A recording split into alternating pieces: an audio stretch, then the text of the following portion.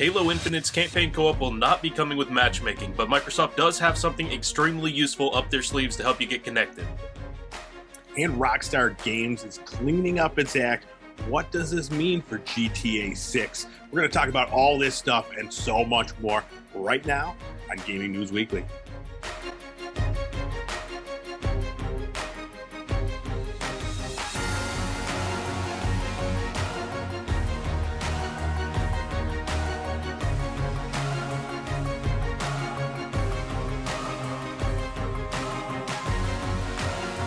Gaming News Weekly is back. We are the best weekly video game news show out there, and we're here with more video game news. It's what we do. It's what we do amazingly, right, Jen? Right. Oh, yeah. Every single Monday, we're bringing you the biggest things in the video game news industry. We're on Fruit Lab, YouTube, everywhere podcasts are available. And now, let's get into it, dude. My name is E-Rock the Red. This is Full Clip. What's happening, dude? How are you? Yo, doing all right, man. I'm feeling a lot like you were last week, where I just feel the need to get back into that Multiversus, do my daily challenges there. Yes, you gotta get the daily challenges. There's no way you're gonna get the battle pass done. It's impossible. Yeah. Yeah. So you've been playing a lot of Multiversus. You're enjoying it? Sure have, yeah. Started out with Shaggy. It was like the meme character. I got in on that last day before the, when you could get it from a Twitch drop. Before it actually officially launched. But then they, locked Shaggy on me the day that it released. Yeah, exactly. They, well, it's funny because, I played that week prior, and I was playing Shaggy for a while. Didn't use, I have those character unlock tokens because I bought the Founders Pack. Didn't use one on Shaggy, and then, then he got locked, and I was like, shit, do I use a thing? And I did, because I enjoy Shaggy. He's funny. Playing before he gets nerfed. Everybody's talking about nerfing Shaggy, but I hope not. Yeah, me too, man. They're talking about right now. So there was the Taz Tornado that got nerfed. That was a pain in the ass, and now it's Finn's backpack spin. They're talking about nerfing. So yeah, but it's a lot of fun, man. I'm enjoying it. We got to play together. I haven't played with somebody I know yet, where you can talk about, I don't know. You figure out, the strategies, exactly. Yeah. It's very heavily team focused, more so than you'd probably think for a game like this. Absolutely, and just playing solo, I feel like I'm missing out on that part of it. Also just learning the characters, because some characters work better with others. So, yeah, it's a lot of fun. You been playing anything else? That's pretty much it. Yeah, a little bit of Minecraft here and there, a little bit of Call of Duty as usual. Those will never go away, but Multiverse is the main new one. Yeah, that's how I've just been, even trying to get a few games. Yesterday was the first day I didn't do any daily challenges. I was, I meant to, and then I got real sleepy. But, I'm going to get in there right after this so I could keep building up that battle pass. Nice. So did the Founders Edition come with the Battle Pass, or is that a separate thing you have to purchase? You had to purchase it. So the one that I bought, it didn't come with it. The biggest tier, the $100 one, that came with the first 2 Battle Passes. Oh, okay. And I don't know if one of them, so the first one that's out now, it's just a shortened one. The first season, the first official season starts August 8th. So even this one, I think it's only 15 levels. And it's tough. It's tough to get it. You don't get a lot for gameplay, and you really only get the battle pass points for doing those challenges. So hopefully, they adjust the values or give out a little bit more going forward. So we'll see. But this actually is the perfect way to segue into the show. So let's talk about some new releases from last week.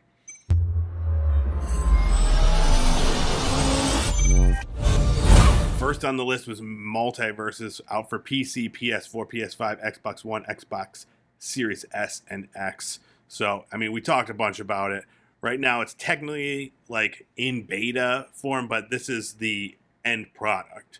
So they just, I don't know. At this point, it's just terminology. They're still making adjustments, but with this style of game, that's gonna happen all the time, anyways. Oh yeah. So if you get in now, progression carries out of the beta. It's a full release, basically. They just announced that, well, LeBron is in it now. That he just came out the other day, and then Rick and Morty come out. I think when the season officially starts, nice. August 8th or whatever. So I didn't even know that. I saw like the Mr. Meeseeks from Rick and Morty, but I didn't know. I figured the characters will be coming eventually. But that's good that they're soon. They were announced at the San Diego Comic-Con the other day. So LeBron, Rick and Morty were announced, and then LeBron came out that next day. So, and there's been a ton of like leaks, like with new skins coming and stuff like that, and like characters. So, a lot of news. It's a fun Reddit subreddit. Do you go on the Multiversus subreddit? A lot of memes. It's pretty a lot of complaining about the free-to-play model. Oh yeah, but a lot of fun. All right, enough about Multiversus. We've talked too much about it. That'll be for our next podcast we do. Multiversus podcast. That's a little on the nose. I was trying to come up with something clever. Wasn't happening. I'm a little tired. The clever lines aren't firing like they usually are, Yeah. Versus. No, so nothing. I got nothing. We'll think about it. All right, next up, Lost Epic came out for PC, PS4, PS5. This came out July 28th. It's a 2D side-scrolling role-playing game. It looks really cool. Basically, so like your gods feast on humans. You're a human, so you have to destroy the gods. And there's like all these really cool-looking enemies that you fight, boss battles. You could play it with up to 2 other people, so you can play 3-player co-op.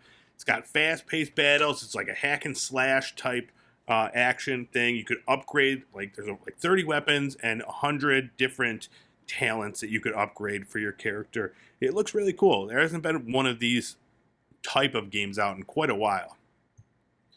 I remember playing one. I don't remember what it was, but it was more of a cartoony style side scroller beat 'em up, but it was like Dungeons and Dragons kind of fantasy world.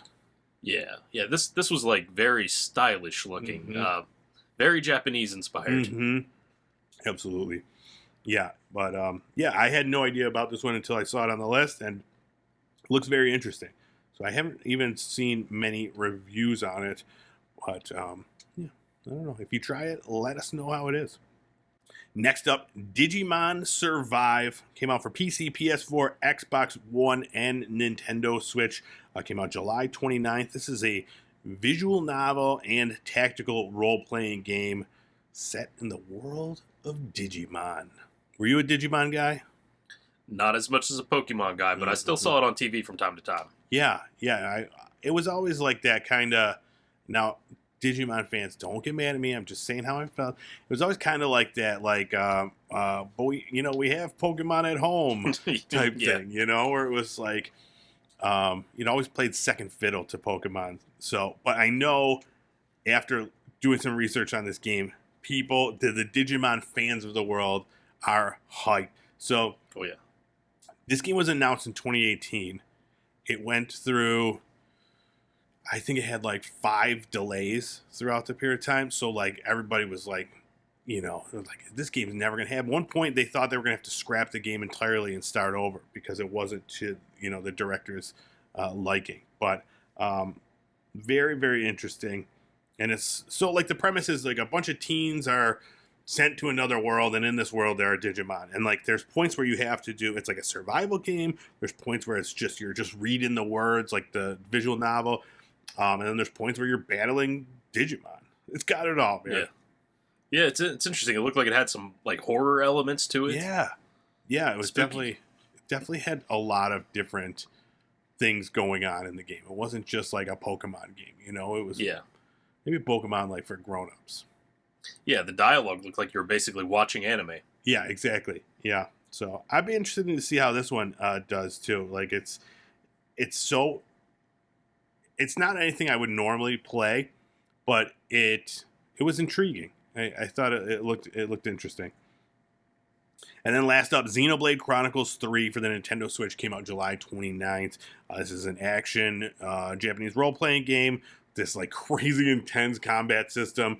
But I know everybody loves these Xenoblade games. We talked about it not too long ago because of the one of the Nintendo Directs, and we were talking about these Xenoblade Chronicles games, and people are excited. This one's getting great reviews.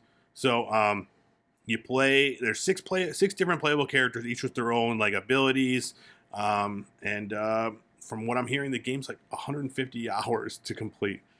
Insane. Oh yeah! Wow.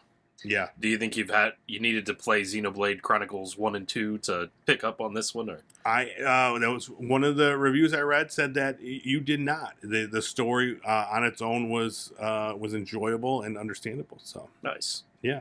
Could you imagine, like, especially if they're all 150 hours? Just 300 hours of research you need to do. Exactly. Yeah. But it looks interesting. Another one that's like, it's a very Japanese role-playing game. But all right, that's it. Those are our big new releases from last week. Next up, let's talk about some news of the week.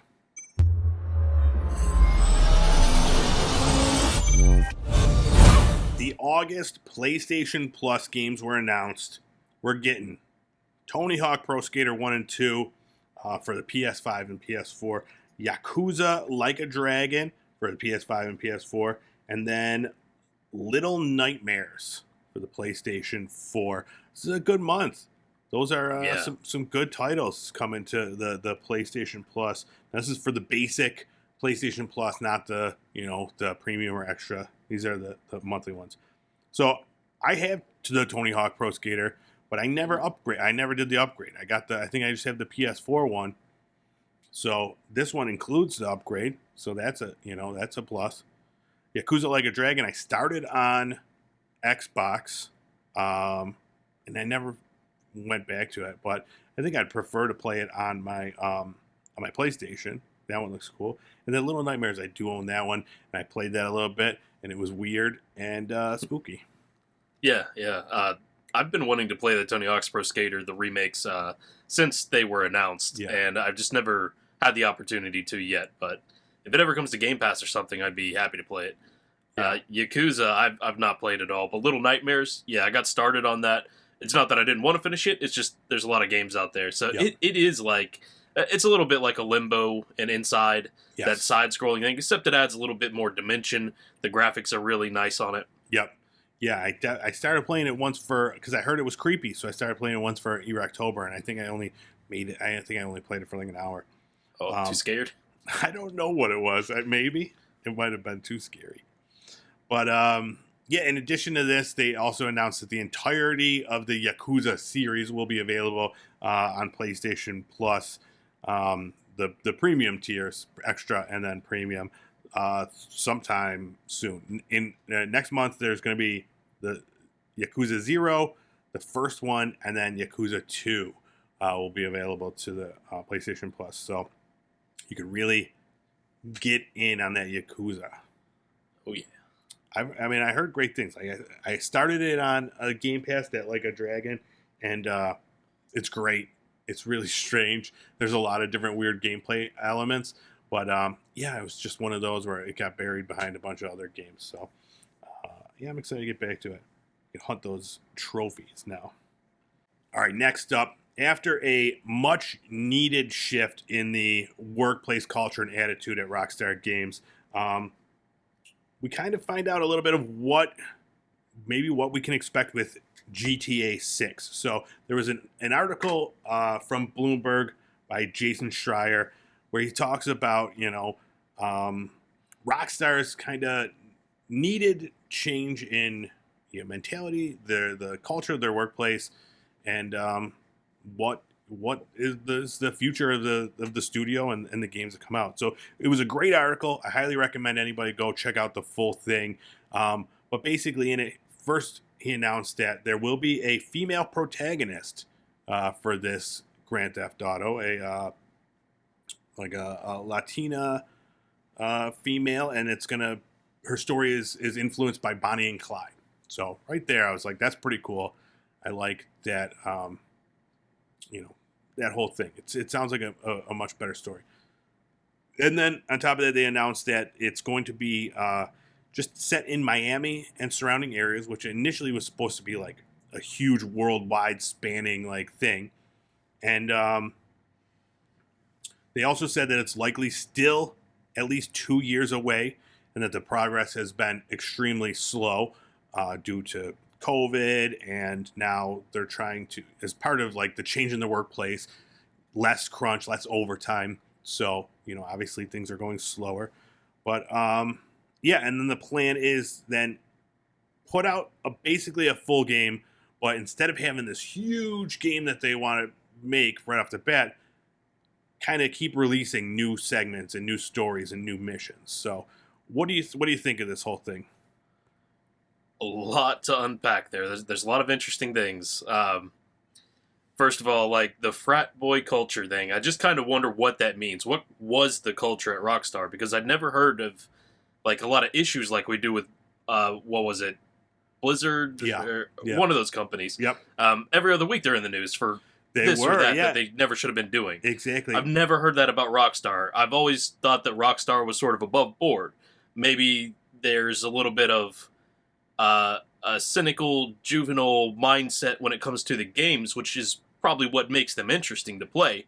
But I never knew that that's happening behind the scenes. And I think so. I'm interested. I think that's what it was. Like the juvenile, immature nature of the games at some points kind of was how the studio was. I know, like I read that in this same article they mentioned that it was a lot of like late nights and then going to strip clubs and just drinking and stuff like that, and it was just like a lot of that. And then there was like a huge gap in like the female pay, according to any of the men they had on the payroll. So it was like stuff like that where it wasn't like huge like sexual assault or whatever like you're having at Blizzard, where but I think it was still kind of like that, like that juvenile, immature mentality, and you can't have that in a big corporation these days, like that's something that you could have when you're coming up, but someone the size of Rockstar now, like you got to be on total line. Oh yeah. The new setting, I agree with you. It sounds really cool. Like, from that standpoint, the Bonnie and Clyde. Yeah. I know that there are some people freaking out because, go woke, go broke, female lead, Rockstar, whatever people want. I don't know. But, why not? I mean, the game, we all knew that this game was going to piss off a lot of people because you can't do the same things these days that you can in the previous. Like, as far as police culture, like there was a time that like for GTA 5 they were going to have this thing where like it's just like a war between like people and police, and then right around the George Floyd thing, they canned that. They're like, all right, that's not a great idea, which is not a great idea, but it's tough now, in this day and age with the way everything is. So yeah, it'll be interesting to see like how this takes into consideration all of that stuff, the unrest and the politics of everything. So yeah, I hope it's as good of a game as GTA 5 was, if not better. Yeah, I would imagine they would make a great game. Obviously there's a few hurdles for them to get around, but I think it'll only make things better. If you gotta think about things more instead of just similar tropes. I like it, especially if they could do like a Bonnie and Clyde type style, giving power to like a female and male character, and just having them be badass. Like, that would be cool. But speaking of, I don't know if they've ever come out and officially said that, this is a present day game, or could it be set in a different time period? Maybe even back to the 80s, because I've heard it might be like Vice City, or at least that's one of the cities. Yeah. Yeah, no, that's a good point. Yeah, there really hasn't been. Even this is not like an official statement. This is just Jason Schreier, who, he's a great writer, and I trust everything he puts out. But yeah, that's a good point. Like, I wonder, that would definitely make things a little bit easier. All right, you got anything else about that? Not about that. We'll wait for the next leak to come out. All right. Next up, bad news for Star Wars fans: the remake of Star Wars Knights of the Old Republic has been paused indefinitely. That's never a good word when you're talking about pausing something. Basically, so this again was reported by Bloomberg.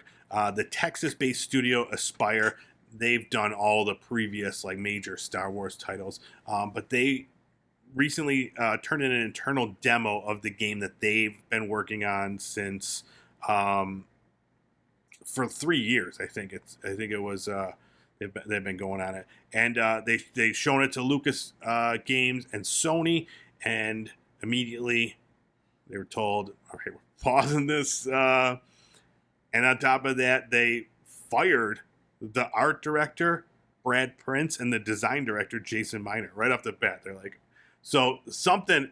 I really want to see what this demo looks like now. Yeah, because it really rubbed people the wrong way. Like, apparently so. I mean, that's the implication. Yeah. So so this is the remake of the 2003 game that everybody loved. So it's definitely beloved. You don't want to mess it up. So if it was really bad, I hope there's like some sort of like leaked footage from this game. I need to see it. But basically they were told that the staff said it wasn't where they wanted it to be, and that the project will be paused, and that's basically it. Like I said, they got rid of those the two employees, and now it says Aspire's future involvement in the project remains unclear, but their parent company Embracer announced that Saber Interactive would assist on the project, and some people believe that Saber may just take over the project completely. So they got to start from scratch after working on it for 3 years, man. I don't know. It's not like they're even writing a story. It's a remake of a game. They just something's wrong with the game or the gameplay. Oh, yeah. So, well, I sort of took that to mean that they'd just be handing it off to another studio or something like that. But we talked about Embracer Group and who they are and the insane amount of companies under their umbrella. And I don't remember how that flow chart works because there's just too many names to remember. Yeah. But there's a lot of talent in there that I'm sure could pick it up and do something with it. Absolutely. Especially, like I said, something that's as beloved as this IP and this title. But yeah, Aspire, man, they've done like all the, like after this, I had to look it up, and they've done all the Star Wars games up until this point. So I don't know what changed now to make it this bad. But I don't know. We'll hopefully get some more news on this as it goes forward.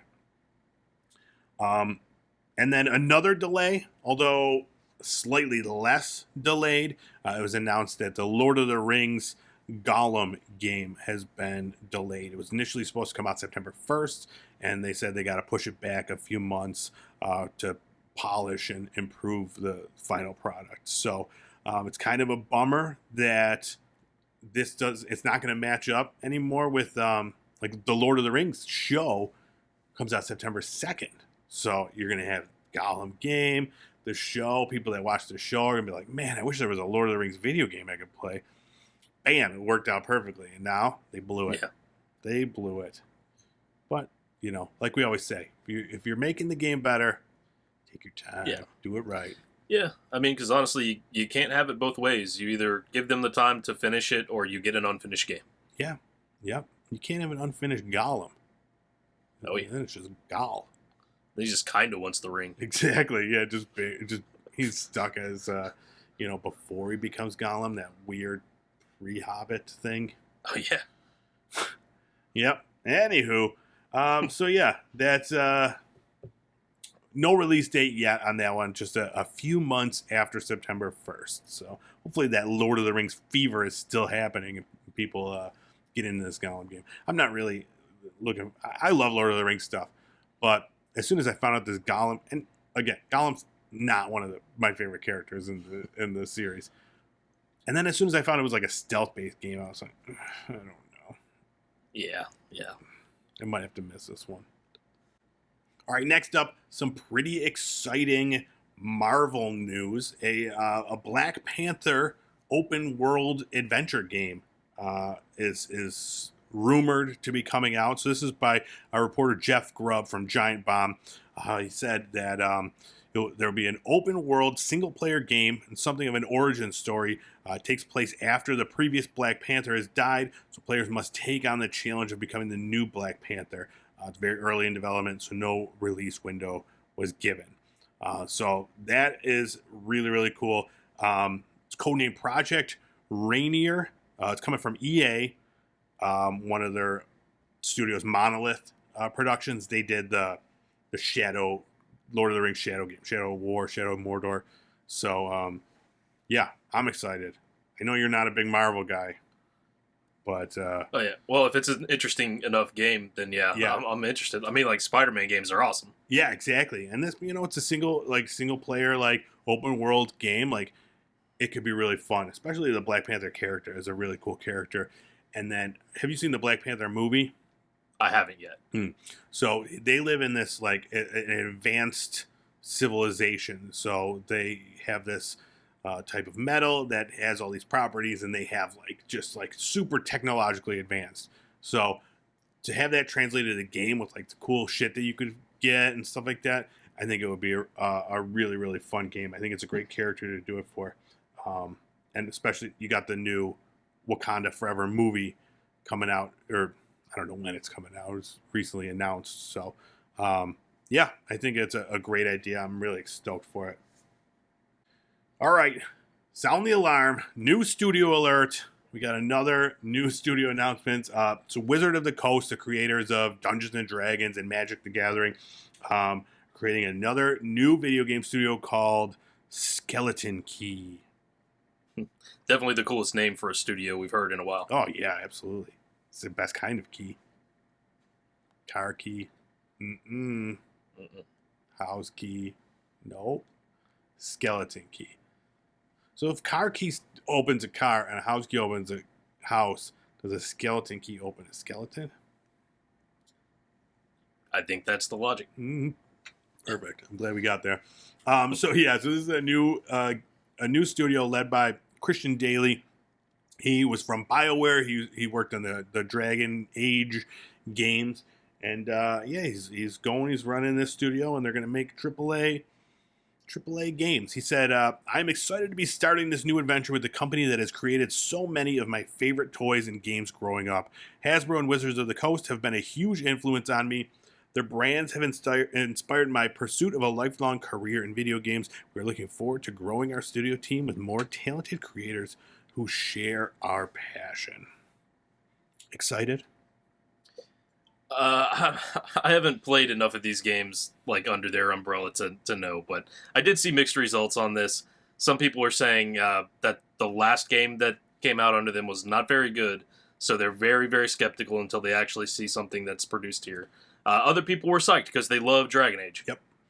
Yeah, I think the other game, Dungeons & Dragons Dark Alliance, that came out under the Took Games studio. So we at least can, separate those two. But, hopefully this new studio, Skeleton Key, way cooler name. And, hopefully they can learn from the mistakes of Took Games. Oh, yeah. I think I'm saying that right. Tuque. Took. Does that sound good? That's how I took it. Yeah, Took or 2Q. I don't know how it was supposed to be. Yeah. So, under Wizards of the Coast, they ought to have plenty of properties to draw on for inspiration. And let's hope they're saying AAA games are coming out of the studio. I hope so. Yeah. I definitely. I was very looking forward to the Dungeons & Dragons Dark Alliance game.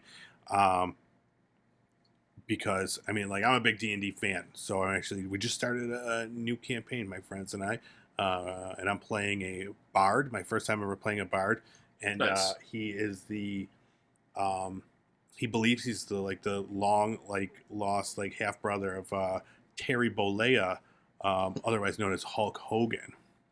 Oh wow! So he does he inspires people by doing doing Hulk Hogan shit. He's like, "Ooh, yeah, brother, you take your vitamins." And then he plays a metal lute. Oh, wow. It's very exciting. Pretty cool. You're talking to old school pen to paper tabletop Dungeons & Dragons. Yeah, we just started one up. So I got some cool spells. It's really exciting. It's all happening. Nice. But, I digress. All right. Next up, Discord is now available on the Xbox. Well, available to Xbox insiders in the beta program. Soon to be available to everybody. Now, it's not an easy process to get it going. There's like 47 steps to get it on there the first time, and I'm not going to go through it. So if you are interested in, having the ability to talk to your friends via Discord when you're playing Xbox, go check out an article. Yeah. You will need a smartphone, which is probably the biggest barrier of entry there for a lot of people.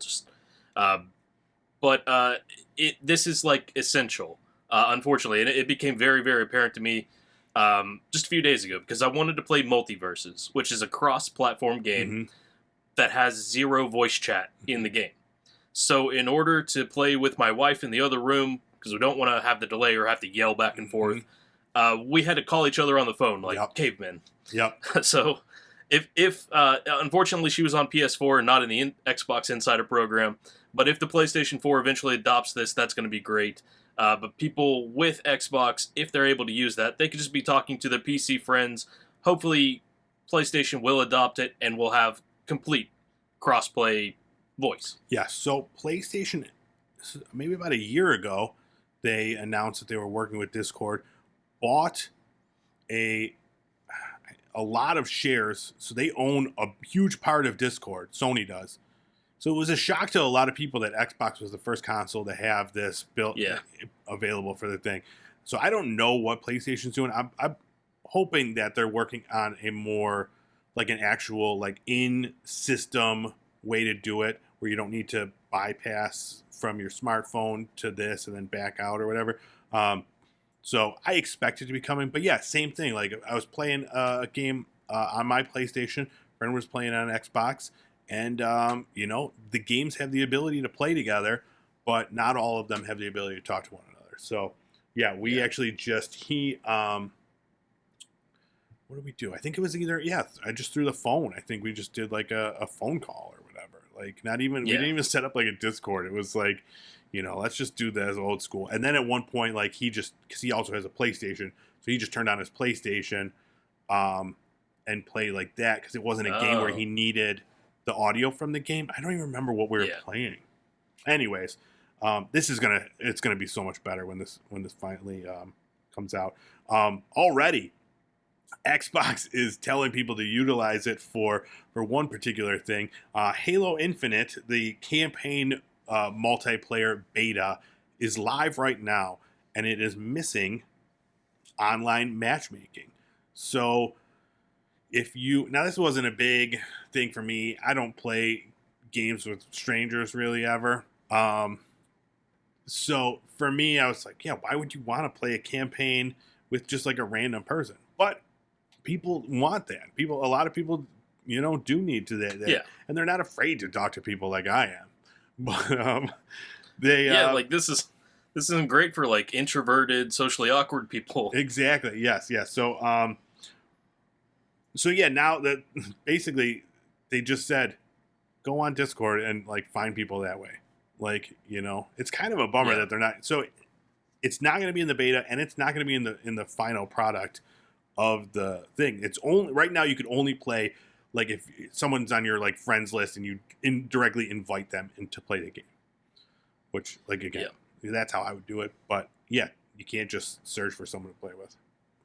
It's crazy because like there will be other ways to do it. I'm sure there will be like a Halo Infinite looking for game.com situation set up. It's just for people to go and find other people. But every time I've ever had to do that for a video game, it just felt like a failure on the developer's part. Yep, you shouldn't have. It feels like the game's not complete. Yeah, absolutely, you shouldn't have to. The ability to do it, yeah, sure, it's not difficult to like find a forum or whatever, go to the Discord, but you shouldn't have to. We're this is 2023, baby. Oh wait, what year is this? This is 2022. 2022, almost there. Shit, I just fast forwarded like 4 months.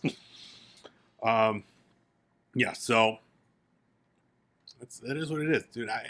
Halo 343 has been making some weird choices lately, and I don't know what's going on. I haven't played Halo I was really into the multiplayer for a long time, and they just don't like, nothing's new. It's the same stuff over and over. So Yeah, they need something that's going to bring people back, and I don't think last time it was like 12-player battle royale. I don't think that's going to cut it. Yeah, that was fun. I enjoyed it for a weekend, and then I was like, okay, yeah, it is what it is.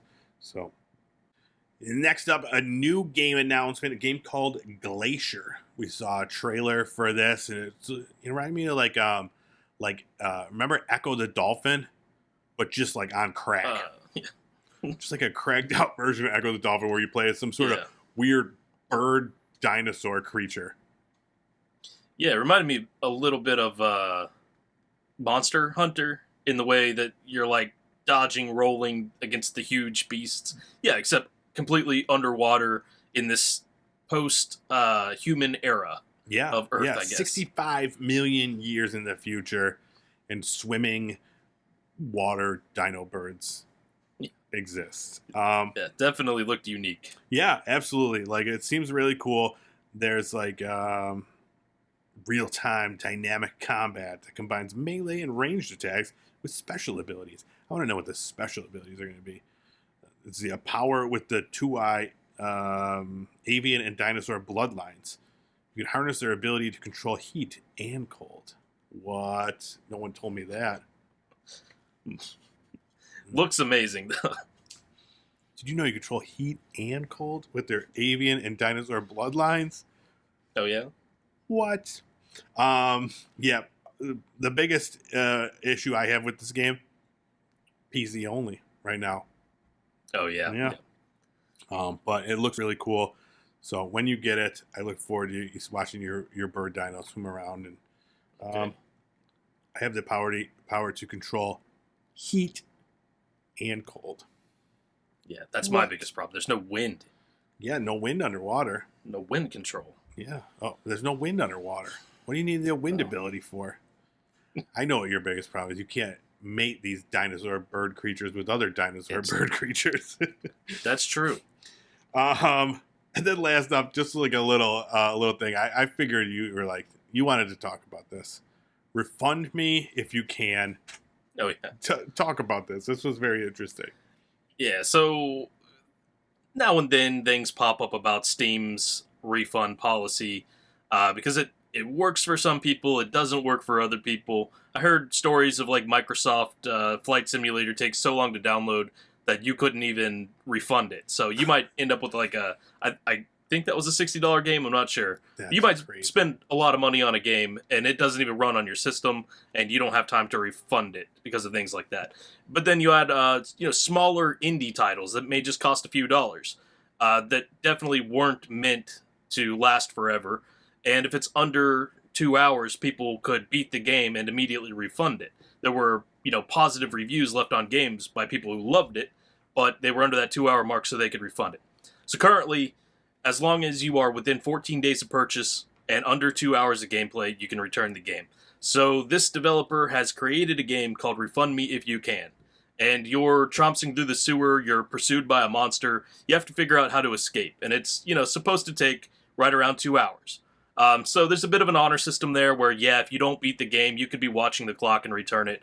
But the challenge there is, can you beat it? Exactly. Get the trophy or the Steam achievement or whatever, and be able to refund the game in good graces. Yes, yeah. It's a $4, $3 game. Like, you gotta have the honor to at least give the developers a fighting chance.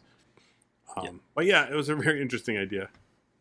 So this is one of those anomalies, and I'm sure people will try to create it, but never get the success of the meme-worthy version of it, which is this first one. Yeah, and I hope that this is not something that takes off because there are stories of developers who make simple, bite-sized, short titles and get the game refunded and don't make any money off of it, which is sad. And don't do that. Yeah. Don't do that, people. But I mean, this one, they're blatantly challenging you basically to try to beat this game. And if you do, get your $4 back. So I think it's funny, and the game looks cool. It looks a little spooky, and I'm not gonna play it, but I expect you to play it and report back. Yeah, I wouldn't expect like AAA anything about this game, But yeah, if nothing else, it's putting a light on this refund policy that doesn't necessarily fit everyone. So maybe Steam shouldn't go with a one-size-fits-all approach when it comes to this. Yeah, that's a good point. Or at least see, it's easy to see now, like how long, like there's that website, like how long to beat whatever.com, and it has the average, like, maybe take some, like they have the ability to probably track all the play time of these games, like, take an average of how long it is to beat, and then for some games where it says the average time to beat it is like, an hour, 2 hours, sorry, you don't get a refund or something like that, So I feel like the stats and the ability to do so are there, but yeah, it was an interesting way to focus on this whole thing. And that's it for our news. You got anything else you want to add that we didn't add? Nothing this good, because I'm eager to go play some Multiversus. Oh yeah, and so I can get to bed early. You know what I mean? Yep. I'm a little sleepy. Well, not the bed early part, but yeah, Multiversus. I know sure. I saw you're crushing a night. Monster Energy drink right now, dude. You're just getting ready. Oh yeah. Who are you playing? Who are you gonna play Night as? Is young. Who are you gonna play as? I'm going back and forth between Shaggy and Iron Giant for the most part, but I've also got a little bit of Rain Dog in there. And then yesterday's challenge was like win 2 matches with the DC character, so I tried out Superman.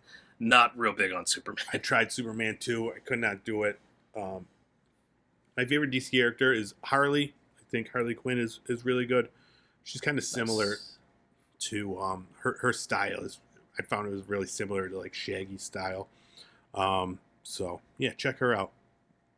I've been trying to play with LeBron, and man, it's hard. He's got like a projectile. He's got the basketball, and then you gotta like go get the basketball, and you gotta like slam on people. It's different, man. It's very different from any of the other characters. So he really doesn't have like one of those spam moves like the Taz Tornado or Shaggy's kick. That thing is it crushes everybody. It's great. Oh, there's a Shaggy move I keep pulling off, but I don't even know how I'm doing it. He has a sandwich, and I think you have to be enraged, but he regularly throws that sandwich. There's a way to make that sandwich like huge. Yes. And it's just this missile going across the screen. I think if you do it right after you, so I've seen a lot of people do it, and I meant to try it immediately when the game starts. Jump into the air, charge up, come down, and then throw the sandwich, and it's like always like that huge like sandwich. Try that next time. Nice. Yeah. But I think it's right after you do that charge up.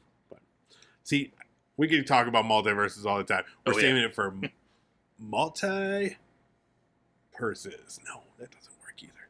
We'll combine our love of purses and Multiverses. The Multi-Purses podcast. Is that a Chanel on your Shaggy there? Ooh, that's a tongue tie. Shaggy Chanel. All right, we're just rambling now. Thank you so much for checking out this week's episode of Gaming News Weekly. Check us out on Fruit Lab. Individually, I'm Erock the Red. This is full clip. We're posting clips of Multiverses back and forth.